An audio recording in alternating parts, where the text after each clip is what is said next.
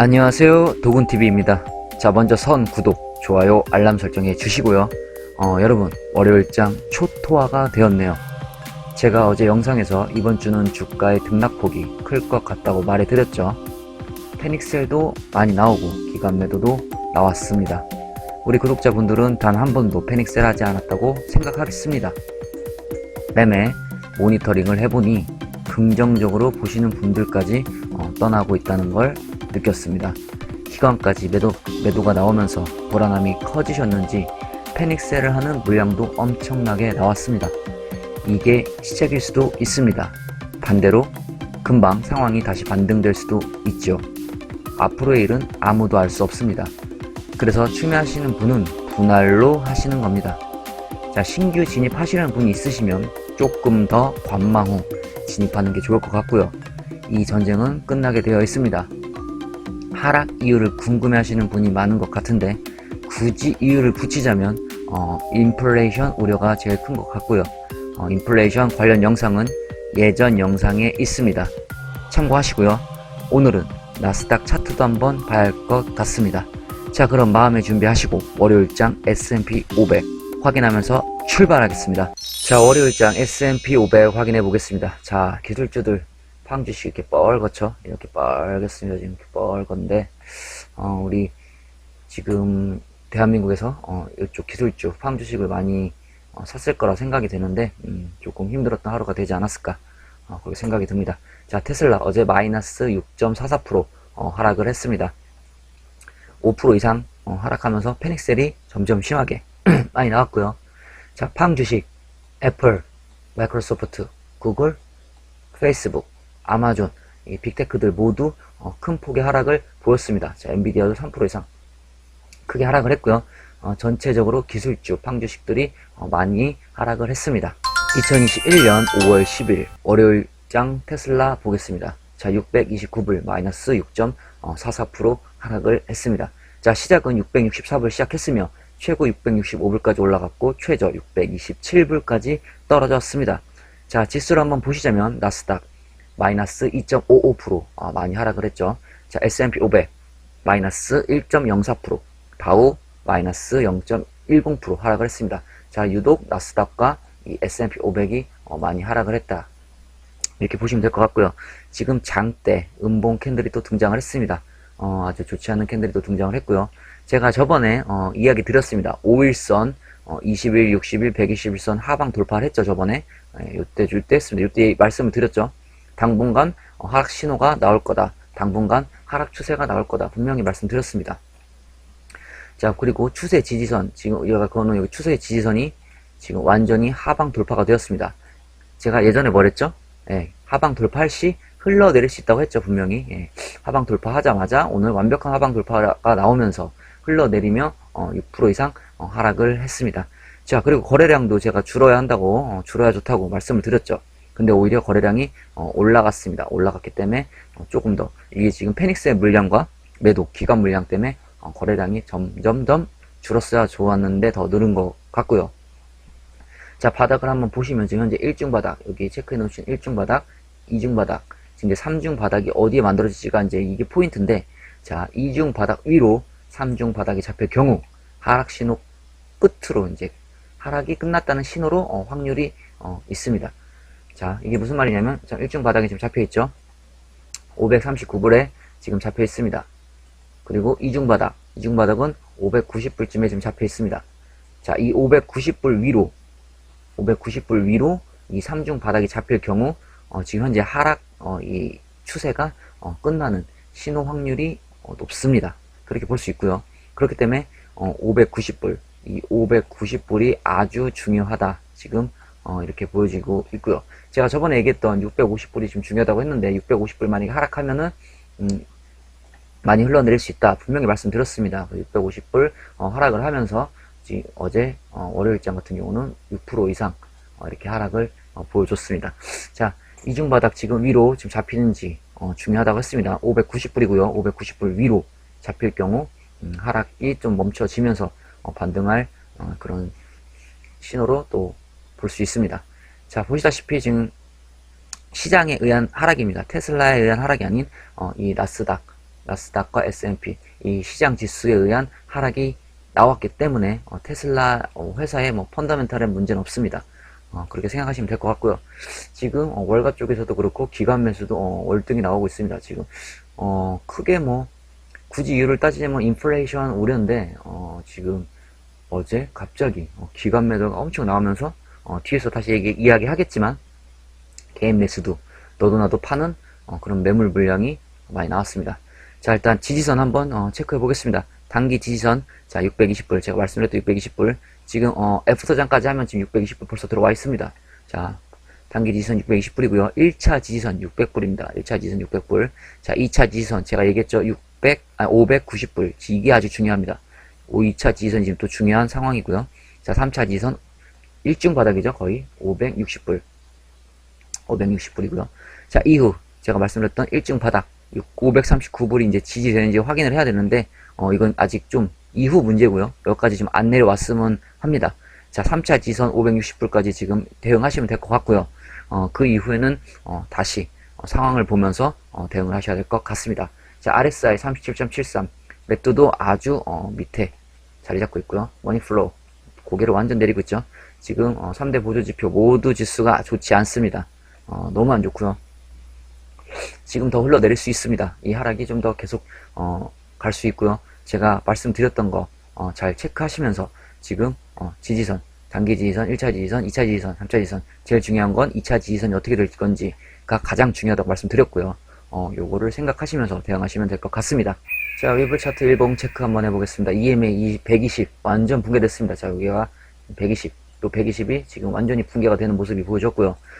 제가 요거 좀 붕괴가 안 됐으면 했는데 완전히 붕괴가 됐습니다. 자, 흰 점선도 완전히 붕괴가 됐습니다. 제가 저번에 말씀드렸던 이 흰 점선 밑으로 내려오면 흐를 것 같다 말씀드렸죠. 내려오자마자 지금 요때까지는 완전히 붕괴가 된 게 아닙니다. 근데 오늘 완전히 붕괴가 됐습니다. 그래서 붕괴가 되자마자 지금 6% 이상 하락을 보여줬고요. 자, 예전에도 말씀드렸듯이 이 흰 박스권, 자, 여기 보이시죠? 이 흰 박스권, 이 흰 박스권의 지금 횡보 및 하락, 이 박스권 안에서 이루어져야 합니다. 이게 지금 중요하고요. 이 부분을 좀 체크하시면서 보시면 될 것 같습니다. 주봉도 잠깐 보겠습니다. 자, 주봉 제가 EMA 주봉의 EMA 220이 아주 좀 중요하다 했는데 또 붕괴가 됐습니다. 자, 흰 점선 제가 그어놓은 주봉의 흰 점선, 자, 요 점선이죠. 이것도 지금 최대한 좀 지켜줬으면 좋겠다 했는데 지금 거의 붕괴가 됐다 보시면 되고요. 자, 1분과 마찬가지로 흰 박스 안에 있는지가 중요합니다. 보시다시피 지금 흰 박스가 이렇게 있죠. 예, 이 안에서 지금 횡보 및 하락이 나와야 될 것 같고요. 자, 여기를 또 반등하는 순간 추세 전환 이렇게 보시면 될 것 같습니다. 자, 테슬라 어더플로우 보시겠습니다. 인플로 3576, 아웃플로 4079. 자, 매도세가 완전 압도를 했습니다. 강력한 매도세가 나왔다 이렇게 보시면 될 것 같고요. 자, 기관 매도가 또 나왔습니다. 기관 매도가 지금 어제도 나오고 오늘도 나오고 이틀 연속 나왔는데 지금 기관 매도량이 증가가 화요일장, 이따가 이제 화요일장 계속 증가되는지 이게 아주 중요합니다. 주시를 해야 되고요. 오늘도 증가가 되면 어떻게 대응해야 되는지 또 내일 확인해 보면 될 것 같고요. 자, 기관 매도가 지금 안 좋은 현상입니다. 계속 나오는 게 지금 미국은 뭐 우리나라도 저번에 말씀드렸다시피 우리나라도 기관 매도가 중요한 역할을 하지만 미국은 조금 더 중요한 역할을 많이 합니다. 아주 중요합니다. 지금 미국 시장에서는 기관 매수 매도가 좀 중요한데 지금 테슬라도 기관이 40% 이상 갖고 있죠. 한 41. 몇 프로 정도 갖고 있는 걸로 알고 있는데요. 40% 이상 기관이 갖고 있는데 지금 기관 매도도 나오고 있다. 그럼 아주 좋지 않은 현상입니다. 그리고 지금 기관 매도, 기관이 많이 매도한 건 또 미국 또 이제 개미들도 매도를 하기 시작했습니다. 그리고 지금 이 개인 매도로 지금 테슬라 이 주식을 팔아서 도치코인으로 좀 옮겨지는 이런 형태가 조금 보이는 것 같고요. 자, 여기서 또 무서운 게 또 공매도 세력의 입장이 지금 나올 수 있습니다. 테슬라 옛날부터 공매도의 세력에 의해 많이 괴롭힘을 당했는데요. 이번에도 지금 공매도 세력이 이때다 싶어서 들어오는 그런 약간 분위기가 보여지는 것 같습니다. 자, 일단 참고하시고요. 지금 기관 매도가 계속 나오는 건 좋지 않습니다. 근데 뭐 테슬라뿐만 아니라 지금 여기저기 주식시장에 지금 나스닥 기술주들이 기관 매도가 많이 나오고 있습니다. 그렇기 때문에 지금 패닉셀이 지금 많이 나오고 있고요. 자, 5% 이상 하락 시 아주 강한 패닉셀 모습이 보였습니다. 자, 전체적인 이 대량 매도 물량이 쏟아져 나왔다. 이렇게 알고 계시면 될 것 같습니다. 자, 나스닥 일봉 차트 한번 보시겠습니다. 지금 나스닥은 현재 제일 중요한 건 EMA 120이 제일 중요합니다. 자, 확률적으로 EMA 120까지 갈 수도 있습니다. 자, 여기 제가 지수 써놨죠. 참고하시고요. 자, EMA 지금 60 밑으로 하방 하락을 하고 있습니다. 지금. 자, 보시다시피 여기가 EMA 60입니다. 근데 여기를 지금 뚫었죠? 뚫고 지금 하방 하락을 하는 모습을 보여주고 있고요. 지금 이건 제가 지금 짧은 차트를 지금 확대해서 지금 해놓은 거고요. 이 전체적인 좀 큰 흐름으로 볼 때는 심각하게 내려가지는 않을 것 같습니다. 자, 지극히 제 개인적인 생각이고요. 내려가더라도 지금 EMA 120까지가 거의 바닥이 아닐까 이렇게 생각이 들고요. 제 개인적인 생각입니다. 참고만 하시고요. 그렇기 때문에 지금 EMA 120이 가장 지금 나스닥 차트에선 중요하다 이렇게 보시면 될 것 같습니다. 자, 아크인베스트 ARKK 보시겠습니다. 비중 1등 테슬라 여전히 1위고요. 11.06% 비중을 갖고 가고 있습니다. 자, 바이두 비중 하락을 또 했습니다. 25위에서 지금 31위로 또 비중 순위권 하락을 했습니다. 자, 바이두는 31위, 비중은 1.15% 갖고 가고 있습니다. 자, 2021년 5월 7일 테슬라 11.01%, 바이두 1.36%에서 자, 2021년 5월 10일 테슬라 11.06%, AI 매매죠. 자, 바이두 1.15%, 바이두는 또 하락을 했습니다. 자, 바이두 계속되는 비중 축소, 지금 ARKK에서 지금 매도가 나오고 있고요. 앞으로도 더 하락할 수 있다고 보여집니다. 자, 개인적인 생각으로는 앞으로 좀 더 하락할 수 있다. 바이두는 이렇게 보여지고요. 지금 상황에서는 지금 어떤 분들은 이제 아크인베스트가 지금 너무 많이 하락을 하기 때문에 볼 필요가 없다 이렇게 하시는 분들이 있습니다. 아닙니다. 아크인베스트 계속 보셔야 합니다. 지금 아크인베스트가 계속 수익률이 엄청 좋았을 때 막 100% 이상도 나오고 막 수익률이 엄청 좋았을 때는 아크인베스트를 찬양하다가 지금 떨어지니까 이제 볼 필요 없다. 자, 요건 아닙니다. 자, 올라갈 때도 중요하지만 떨어질 때 어떻게 대처하느냐도 우리가 파악을 해야 되는 부분입니다. 그렇기 때문에 아크인베스트 계속 저는 체크할 거고요. 여러분들도 참고하셔야 합니다. 지금 이제 바이두가 계속해서 지금 비중 축소가 나오는 모습, 벌써 이 10위권 안에서 31위까지 지금 떨어졌습니다. 아주 좋지 않은 현상이죠. 자, 이게 뭐 중국의 리스크 관한 것도 있고, 지금 바이두도 다른 주식에 비해 좀 많이 떨어지지는 않았습니다. 바이두도 많이 주가 자체가 떨어지긴 했는데 다른 주식에 비해 지금 여기 보유하고 있는 여러 주식 중에 그렇기 때문에 조금 더 매도를 하는 것 같고요. 그렇다고 계속 비중 축소가 나오는 건 좋지 않은 모습입니다. 자, 어디까지 떨어질지 모르겠지만 그래도 저번에 얘기했죠. EPS는 지금 EPS 지수는 바이두는 올라가고 있다. 자, 이렇게만 알아두시면 될 것 같습니다. 자, 그리고 대응하실 분은 또 대응을 하시고요. 자, 참고하실 분은 또 참고하셔서 조금 바이두는 조금 심각하게 조금 주시를 해야 될 것 같습니다.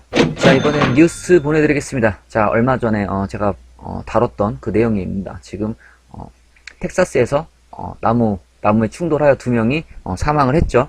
그 사고 조사를 한다고 NTS에 비해서 조사한다고 했었는데 지금 기사가 나왔습니다. 자, 테슬라 오토파일럿 시스템은 치명적인 텍사스 충돌 중에 켜지지 않았다고 NTSB는 말합니다.